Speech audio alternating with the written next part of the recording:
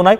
So మరి కాసేపట్లో markets open కాబోతున్నాయి. మార్కెట్స్ ఓపెన్ అయిన వెంటనే అమాంతంగా రెక్కలు వచ్చినట్టుగా అమాంతంగా ఒకసారిగా పట్టాలెక్కి చాలా జెట్ స్పీడ్తో స్టాక్ మార్కెట్ల ధరలు కూడా పెరిగే అవకాశం ఉంది. సో నెల రోజులుగా ఇబ్బంది పడ్డాం. గ్యాస్ కష్టాలు ఉన్నాయి, ఎల్పిజి కష్టాలు ఉన్నాయి, అండ్ హోటళ్ళు హాస్టల్స్ అన్నీ కూడా మూసివేసే పరిస్థితికి వచ్చింది, ఇబ్బందులు పడ్డాయి. అంతలోనే అవన్నీ కూడా మళ్ళీ తెరుచుకున్నాయి. సో ఇప్పుడు మళ్ళీ అవి రిట్రైవ్ అయ్యే అవకాశాలు కూడా ఉన్నాయి. సో మా ప్రతినిధి విష్ణు గారు ఉన్నారు మనతో పాటుగా. Vishnu IAS academy international expert. So ఒకసారి ఆయనతో మాట్లాడిన విష్ణు గారు, ఈ సీజ్ ఫర్ అండర్స్టాండింగ్తో ఎటువంటి పరిణామాలు ఉండబోతున్నాయి, ఎటువంటి చేంజెస్ ఉండబోతున్నాయి, ఇండియా పైన ప్రపంచ దేశం ఎటువంటి ఇంపాక్ట్ పడబోతోంది? షూర్ సార్, ముందుగా అందరికీ వెరీ గుడ్ మార్నింగ్. ఇండియా మీదనైతే ఇది చాలా శుభ పరిణామం అని చెప్పొచ్చు. మనకు తెలుసు యుఎస్ఏ అండ్ ఇరాన్ February 28 నుండి ఒక సుమారుగా నెల దాటిపోయింది, యుద్ధంలో ఉంది. చమురు నిల్వలు, ఆయిల్ ప్రైజెస్ ఇవన్నీ స్కై రాకెట్ అయ్యాయి. ఇన్ఫ్లేషన్ ప్రైజెస్ చాలా పెరిగాయి. ముఖ్యంగా డాలర్ అయితే ఒక డాలర్కి ఇండియన్ రూపీ పతనం అయిపోయింది. ఒక 1 year బ్యాక్ ఉన్నటువంటి 70 రూపీస్, $1 70 రూపీస్ కాస్త అది 96 రూపీస్గా మారింది. మనకు తెలుసు సిలిండర్ కష్టాలు మనం ఎన్ని అనుభవిస్తున్నామో, ఆయిల్ ప్రైజెస్ కూడా పెరుగుతాయని చెప్పేసి ఊహాగానాలు కూడా ఉన్నాయి. ఈ తరుణంలో ఈ సీజ్ ఫైర్ అగ్రిమెంట్ అనేది చాలా శుభ పరిణామం అని చెప్పొచ్చు. దీనివల్ల ఏం జరగబోతుందో నేను చెప్తాను. ఇంపాక్ట్ ఆన్ ఇండియా, ఈ సీజ్ ఫైర్ 2 వారాల సీజ్ ఫైర్ అనౌన్స్ చేశారు Donald Trump and Iran foreign minister అయినటువంటి అగ్రాచి. వీళ్ళిద్దరు కలిసి ఒక సీజ్ ఫైర్ అయితే అగ్రిమెంట్ చేశారు. 2 వారాల వరకు ఎలాంటి bombings United states of America నుండి ఉండవు, ఇరాన్ నుండి ఎలాంటి బాంబింగ్స్ ఉండవు. గల్ఫ్ కంట్రీస్ లో ఏవైతే United states of America friend countries ఉన్నాయో, లైక్ దుబాయ్ కావచ్చు, యుఏఈ కావచ్చు, ఇది మనకు తెలిసిందే. ఇప్పుడు ఈ సీజ్ ఫైర్ అగ్రిమెంట్ ఏమని చెప్తుంది అంటే, ఒక 2 వారాల వరకు ఎలాంటి బాంబింగ్స్ జరగవు, 1. 2, స్ట్రేట్ ఆఫ్ హర్మూజ్ ని క్లియర్ గా, ఇంతకుముందు వార్ కి బిఫోర్ దాన్ని ఏమంటామంటే ప్రీ వార్ కన్నా ముందు ఎలా స్ట్రేట్ ఆఫ్ హర్మూజ్ ఇంత క్లీన్ లైన్ లో ఉందో, అదే క్లీన్ లైన్ లో అదే గ్రీన్ ఛానల్ అంటాం మనము. గ్రీన్ ఛానల్ లాగా ఇంతకుముందు ఎలా అయితే షిప్స్ అన్ని మూవ్ అయ్యాయో అదే విధంగా షిప్స్ ఇప్పుడు మూవ్ అవ్వాలి. 2. 3, ఇరాన్ దీన్ని ఏమంటారు అని అంటే 10-point ప్రపోజల్ పెట్టింది ఇరాన్. ఆ 10-point ప్రపోజల్లో 1 వచ్చేసేమో మేము మా మీద బాంబ్స్ వేయొద్దు, 2దేమో మేము గ్రీన్ ఛానల్ చేస్తాము, అంటే మేము స్ట్రేట్ ఆఫ్ హర్మూజ్ గుండా షిప్స్ అన్ని పంపిస్తాము. 2. 3వది ఏంటనంటే, ఇంతకుముందు ఏవైతే ప్రైమరీ అండ్ సెకండరీ శాంక్షన్స్ ఉన్నాయో ఇరాన్ మీద, అంటే ఏవైతే కండిషన్స్ పెట్టిందో, ఏవైతే శాంక్షన్స్ విధించిందో ఆ శాంక్షన్స్ అని కూడా వెత్తివేయాలని చెప్పింది. 3. 4వది ఏమని చెప్పింది అని అంటే, ఏవైతే డబ్బులు ఇరాన్ యొక్క మనీ ఏవైతే యునైటెడ్ స్టేట్స్ ఆఫ్ అమెరికా బ్యాంకులలో కానివ్వండి, యూరోపియన్ యూనియన్ బ్యాంకులలో కానివ్వండి, ఏవైతే మా డబ్బులు మీరు మా బ్యాంక్ అకౌంట్స్ ఏవైతే మీరు ఫ్రీజ్ చేశారో ఆ ఫ్రీజ్ చేసినటువంటి బ్యాంక్ అకౌంట్లు కూడా రిలీజ్ చేయాలి. 4. 5, మీరు ఏవైతే మిలిటరీ బేసెస్, నావల్ బేసెస్ తీసుకొని వచ్చారో మన గల్ఫ్ ప్రాంతాలలో ఆ చుట్టూ ఉన్నటువంటి రెడ్ సీ కావచ్చు, గల్ఫ్ కావచ్చు, అరేబియన్ సీ కావచ్చు, అక్కడ మీరు ఏవైతే నావల్ బేసెస్, ఏవైతే మీ యొక్క మిలిటరీ షిప్లు వచ్చాయో, ఎయిర్ ఫోర్స్ షిప్స్ వచ్చాయో అవన్నీ కూడా మీరు డిస్మాంటిల్ చేయాలి, వెళ్ళిపోవాలని చెప్పేసి కండిషన్స్ పెట్టింది. ముఖ్యమైనటువంటి 5 కండిషన్స్ అనమాట 10-point ప్రపోజల్లో. అంటే యాజ్ లైక్ అక్కడ నియంత్రణ కూడా కోరుతోంది. అక్కడ నియంత్రణ కావాలి, అధికారం కావాలి, ప్రోటోకాల్ కావాలని స్ట్రెయిట్ ఆఫ్ హార్మూజ్ పైన ఇరాన్ ఎక్స్పెక్ట్ చేస్తోంది.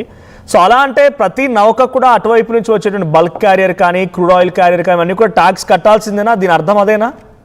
ఖచ్చితంగా సార్. దాన్ని ఏమంటామంటే లిమిటెడ్ ప్యాసేజ్ అనే క్లాస్ పెట్టింది. లిమిటెడ్ ప్యాసేజ్ అంటే ఏంటనంటే, ఇప్పుడు ఈ స్ట్రేట్ ఆఫ్ హర్మూజ్ కుండా ఇంతకుముందు ఏవైతే మేము టోల్ ట్యాక్స్ లాగా మనం ఎలా అయితే టోల్ ట్యాక్స్ కలెక్ట్ చేస్తామో, ఆ టోల్ ట్యాక్స్ ఏవైతే మేము కలెక్ట్ చేసే వాళ్ళమో దానికి డబుల్ ద టోల్ ట్యాక్స్ మేము కలెక్ట్ చేస్తాము. దాని మీద సుప్రీం పవర్ మాకే ఉండాలి. మేము ఎవరికి కూడా డిసెంట్రలైజ్ చెయ్యము. 1. దాని మీద ఏమైనా డిసిషన్ తీసుకోవాలంటే నేను ఒమన్ అనే కంట్రీ కూడా చెప్పింది. ఒమన్ అనే country friendly country to Iran. ఒమన్కి, ఇరాన్కి మాత్రమే ఆ స్ట్రేట్ ఆఫ్ హర్మూజ్ మీద కమాండ్ ఉంటుంది, అథారిటీ ఉంటుంది. వేరే ఏ కంట్రీ కూడా, యుఎస్ఏ కానీ, ఇరాన్ కానీ, యుఎస్ఏ కానీ, ఇజ్రాయెల్ కానీ ఏ కంట్రీ కూడా తలదూర్చకూడదు. స్ట్రేట్ ఆఫ్ హర్మూజ్ మా కంట్రోల్లోనే ఉండాలి. 2, ఇంకోటి కూడా చెప్పిందండి ముఖ్యమైన ఉద్దేశం ఏంటనంటే, ఇప్పుడు ఏవైతే నష్టాలు మేము ఇప్పుడు అనుభవిస్తున్నామో, ఏవైతే మేము ఫైనాన్షియల్ ఆర్థికమైనటువంటి నష్టాలు మేము అనుభవిస్తున్నామో ఈ యుద్ధం వల్ల మీరు భరించాలని చెప్తుంది. మీరు మాకు డబ్బులు కూడా ఇవ్వాలి, నష్టపరిహారం కూడా మీరు కట్టియాలని చెప్పేసి ఇరాన్ గట్టిగా అడుగుతుంది అనమాట. కానీ ఈ యుద్ధం ఏదైనప్పటికీ కూడా ఇండియా మీద మాత్రం చాలా మంచి శుభ పరిణామం ఉండబోతుంది. నెగిటివ్ గా చూసుకుంటే గోల్డ్ రేట్లు భయంకరంగా స్కై రాకెట్ అవుతాయి. గోల్డ్ రేట్లు 2 లక్షల తులమైన కూడా ఇబ్బంది లేదు. అంటే 10 grams of gold also it might go up to 2 lakhs rupees. ఇప్పుడు మార్కెట్లు ఓపెన్ కాబోతున్నాయి. ఇంకా 8 వరకు national stock exchange, Bombay stock exchange open అవుతుంది. కాబట్టి ఖచ్చితంగా ఒక శుభ పరిణామం ఉంటుంది. ఇంకోటి మనం గుర్తుంచుకోవాల్సిన విషయము, IMF అండ్ వరల్డ్ బ్యాంక్ ఏమని చెప్పిందనంటే ఈ ఇయర్ మనకి 2026 వరకు జీడిపి గ్రోత్ రేట్ 7% గా అది అజ్యూమ్ చేసింది అనమాట. కానీ ఇండియాకి నష్టం ఏంటంటే ఈ వార్ వల్ల ఈ 7% జీడిపి కింద పడిపోయి 5.5% జీడిపి వచ్చింది అనమాట. మన గ్రోత్ రేట్ కూడా దెబ్బతింది ఈ యొక్క వార్ వల్ల. సో ఈ వార్ ఇప్పుడు ఎత్తివేయడము, ఒక 2 వారాల వరకు టైం తీసుకోవడం, ఇది ఖచ్చితంగా శుభ పరిణామమే మనకి. ఇది అటు అమెరికాకి బెస్టే, ఇరాన్కి బెస్టే, ఎందుకంటే మనుషులు చనిపోతున్నారు. కానీ ఇండియాకి వచ్చేసరికి రూపీ కొంచెం అప్రిషియేట్ అవుతుంది, రూపీ వాల్యూ పెరుగుతుంది, అది మంచి విషయం. బంగారం ధర పెరుగుతుంది. 2 ముఖ్యంగా అండి, చమురు విలువ నిన్న మార్నింగ్ ఇదే ఇండియన్ నేషనల్ టైంకి, ఇండియన్ స్టాండర్డ్ టైంకి, నిన్న ఇదే టైంకి 7 AM కి 120 రూపీస్ బ్యారెల్ క్రూడ్ ధర ఉండే, క్రూడ్ ఆయిల్ ధర బ్యారెల్ $120 ఉండే. ఈ రోజు ఇప్పుడు రైట్ నౌ నేను చెక్ చేశానండి, 94 రూపీస్, అంటే 25% తగ్గిపోయింది. ఇది చాలా మంచి విషయము. ఎల్పిజి గ్యాసెస్, ఇక మన గ్యాస్ ఇబ్బందులు ఉండకపోవచ్చు ఒక 2 వారాల వరకు. మళ్ళీ 2 వారాల తర్వాత ఏం జరుగుతుందో తెలియదు కదా మనకి. సో ఇవైతే right now the current status sir. Okay, so conflicts ఎలా ఉండబోతున్నాయి అంటే, ఇప్పటి వరకు ఉన్నటువంటి సిచ్యువేషన్లో దుబాయ్లో ఇండియన్స్ చాలా మంది ఉన్నారు, అక్కడ ఉద్యోగులుగా లేకుంటే కార్మికులుగా చాలా మంది పనిచేశారు. ఇప్పుడు ఈ సీజ్ ఫర్ అండర్స్టాండ్ తర్వాత ఎంప్లాయ్మెంట్ ఆపర్చునిటీస్ మరి రిట్రైవ్ అయ్యే అవకాశం ఉందా? చాలా మంచి పాయింట్ మీరు మెన్షన్ చేశారండి. 17 కరెక్ట్ ఫ్యాక్ట్స్ చెప్తాను, original facts. 17% of crude oil ఇండియాకి స్ట్రేట్ ఆఫ్ హార్మూజ్ గుండా వస్తుంది. నెంబర్ 1 అంటే 17% ఏమో ఓవరాల్ గా వెస్ట్ ఏషియా మొత్తం నుండి ఏమో 55%, ఆ స్ట్రేట్ ఆఫ్ హార్మూజ్ నుండి 17%, 20% దాకా వస్తుంది. అంటే వరల్డ్ ఆయిల్ మొత్తము 38% ఆఫ్ రెమిటెన్సెస్, అంటే 38% ఆఫ్ రెమిటెన్సెస్ అంటే మన ఇండియన్స్ ఎవరైతే సెటిల్ అయ్యారో గల్ఫ్ కంట్రీస్ లో, అది యుఏఈ కావచ్చు, లేకపోతే సౌదీ అరేబియా కావచ్చు, ఒమన్ కావచ్చు, ఖతర్ కావచ్చు, కువైట్ కావచ్చు, ఇరాన్ కావచ్చు, ఇరాక్ కావచ్చు, ఈ గల్ఫ్ కంట్రీస్ లో ఎవరైతే సెటిల్ అయ్యారో ఇండియాకి 38% ఆఫ్ రెమిటెన్స్, అంటే వాళ్ళు డబ్బులు పంపిస్తున్నారు అనమాట. వాళ్ళు ఏ రూపకంగా డబ్బులు పంపిస్తారు? డాలర్స్ రూపకంగా డబ్బులు పంపిస్తారు. సో మన ఫారెన్ ఎక్స్చేంజ్, మన ఫారెన్ రిజర్వ్ పెరిగే అవకాశాలు ఎక్కువగా ఉండే 38%. కానీ లాస్ట్ 40 రోజులు ఈ వార్ వల్ల ఏమైందంటే ఈ రెమిటెన్సెస్ బయట కంట్రీ, ముఖ్యంగా గల్ఫ్ నుంచి వచ్చేటటువంటి పర్సెంటేజ్ 30%, 38% ఉండేది 5%కి పడిపోయిందండి. అంటే అక్కడ వాళ్ళు ఉద్యోగాలలో వాళ్ళు నష్టాలు అనుభవిస్తున్నారు, అక్కడ వాళ్ళకి శాలరీస్ రావట్లేదు, ఈ ట్రాన్సాక్షన్స్ ఆగిపోయాయి, ఫైనాన్షియల్ ట్రాన్సాక్షన్స్ జరగట్లేదు. మనకు తెలిసిందే దుబాయ్ నియర్లీ ఒక 20 days ఏరోప్లేన్స్, అంటే ఈ ఎయిర్పోర్ట్ ని ఆఫ్ చేసేసింది, ఆ ఎయిర్పోర్ట్స్ ముందుకు వెళ్ళట్లేదు. సో ఎంప్లాయ్మెంట్ విషయంలో లాస్ట్ 40 days నుంచి ఎలాంటి మూవ్మెంట్ లేదు గల్ఫ్ కంట్రీస్ లో. ముఖ్యంగా కేరళ నుండి వెళ్తారు స్కిల్డ్ లేబరు, మన ఆంధ్రప్రదేశ్ నుంచి వెళ్తారు అన్స్కిల్డ్ లేబరు, ఆ మూవ్మెంట్ కూడా తగ్గిపోయింది, రెమిటెన్సెస్ కూడా తగ్గిపోయినాయి. సో ఈ వార్ ఇప్పుడు ఒక సీజ్ ఫైర్ కి వచ్చింది కాబట్టి ఖచ్చితంగా మూవ్మెంట్ పెరుగుతుంది, ఎంప్లాయ్మెంట్ కూడా పెరిగే అవకాశాలు ఎక్కువ ఉన్నాయి. కానీ ఒకటి గుర్తుంచుకోవాలి సార్, మనము అన్సర్టెన్ సిచ్యువేషన్ లో ఉన్నాం, సర్టెన్ సిచ్యువేషన్ లో లేము. ఒక 2 వారాల సీజ్ వైరే, ఈ 2 వారాల తర్వాత మళ్ళీ ఏమైతుంది అనేది మనకు తెలియదు. మళ్ళీ ఇరాన్ ఎలా రెస్పాండ్ అవుతుందో తెలియదు, యుఎస్ ఎలా రెస్పాండ్ అవుతుందో తెలియదు, ముఖ్యంగా ఇజ్రాయెల్ ఎలా రెస్పాండ్ అవుతుందో తెలియదు. కాబట్టి ఇది ఒక టెంపరరీ అడ్జస్ట్మెంట్ అని చెప్పేసి మనం గుర్తుంచుకోవాల్సిన అవసరం ఎంతైనా ఉంది.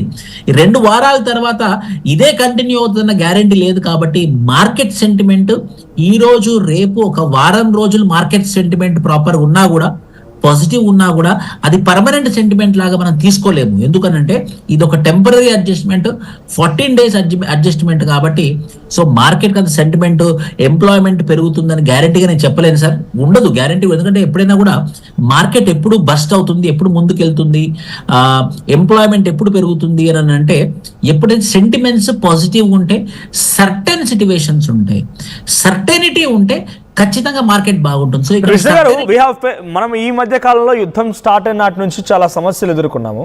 ఉదాహరణకి అంటే పబ్లిక్ అర్థమయ్యే రీతిలో చెప్పాలంటే చాలా దూరంగా ఎక్కడో ఊహకందనంత దూరంలో యుద్ధం జరుగుతుంటే మన దగ్గర టిఫిన్ రేట్లు పెరిగిపోయాయి డ్యూ టు గ్యాస్ కష్టాలు. మనం పెట్రోల్ పంపుల దగ్గర చాలాసేపు వెయిట్ చేయాల్సి వచ్చింది. సో తెలిసి తెలియక చాలామంది అలా వెయిట్ చేయాల్సి, రకరకాల సమస్యలు వచ్చాయి. సో ఇప్పుడు దీని నుంచి ఒక గుణపాఠం నేర్చుకొని సో ఎక్కువగా మనం వెస్ట్ ఏషియన్ అంటే ఆ మిడిల్ ఈస్టర్న్ కంట్రీస్పై ఆధారపడిపోయి క్రూడ్ ఆయిల్ కానీ గ్యాస్ కానీ మనం ప్రొడ్యూస్ చేస్తున్నాం, అక్కడ తీసుకొస్తున్నాం, ఇంపోర్ట్ చేసుకుంటున్నాం. కాబట్టి ఎక్కువ అక్కడ నుంచే మన డిపెండెన్సీ ఉంది. కాబట్టి ఈ డిపెండెన్సీ తగ్గించుకునే ప్రయత్నం ఏదైనా ఇండియా చేయబోతోందా? ఆల్టర్నేట్ సోర్సెస్ ఎంచుకోబోతోందా? ఎల్పిజి సిఎన్జిపై అక్కడ ఆధారపడకుండా న్యాచురల్గా ఇంకేదైనా తీసుకునే అవకాశం ఉందా? రూట్స్ ఎంచుకోవచ్చా? What could had happen? Yes sir. ఇప్పుడు ఇంకోటి మనం గుర్తుంచుకోవాల్సింది, భారతదేశం లెసన్స్ లెర్న్ అంటాం, మనం పాఠాలు నేర్చుకోవాలి. ఆల్రెడీ మనం తప్పు చేసాం. ఎప్పుడు అనంటే 1989లో గల్ఫ్ వార్ జరిగినప్పుడు, ఇరాన్ కి ఇరాక్ కి మధ్యలో గల్ఫ్ వార్ జరిగినప్పుడు, అప్పుడు మనం 80% ఆఫ్ క్రూడ్ ఆయిల్ ఇదే స్ట్రేట్ ఆఫ్ హార్మోజ్ నుంచి తెచ్చుకునే వాళ్ళం. అప్పుడు బయట కంట్రీస్ నుంచి మార్కెట్ లేకుండే మనకి. 1991లో భయంకరమైనటువంటి క్రైసిస్, ఆయిల్ క్రైసిస్ సేమ్ ఇప్పుడు చాలా తక్కువ. 1991 ఎప్పుడైతే గల్ఫ్ వార్ జరిగిందో 500 రూపాయలు డీజిల్ వెళ్ళిందండి ఒక 2-3 రోజులు ఆ గల్ఫ్ వార్ వల్ల. అప్పటికి మనం లెసన్స్ లెర్న్ చేయకుండా ఆ స్ట్రేట్ ఆఫ్ హార్మోజ్ గుండా ఈ రోజు కూడా మన ఇండియన్ ఎక్స్పోర్ట్ ఆయిల్ 55% వస్తుంది మనకి. ఆల్రెడీ ఇండియా లెసన్స్ నేర్చుకుంది కదా. 1989లో జరిగినటువంటి Iran Iraq war, Gulf war వల్ల మనకు అప్పుడు ఒక అనుభవం వచ్చింది కదా.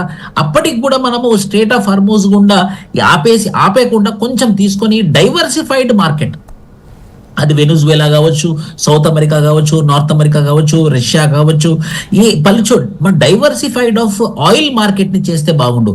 ఇప్పటికి కూడా 55% ఆఫ్ ఆయిల్ వరల్డ్ మొత్తంలోనేమో 17 to 20% స్టేట్ ఆఫ్ హార్మోజ్ గుండా వెళ్తుంది. India exports 55% of its oil from strait of Hormuz.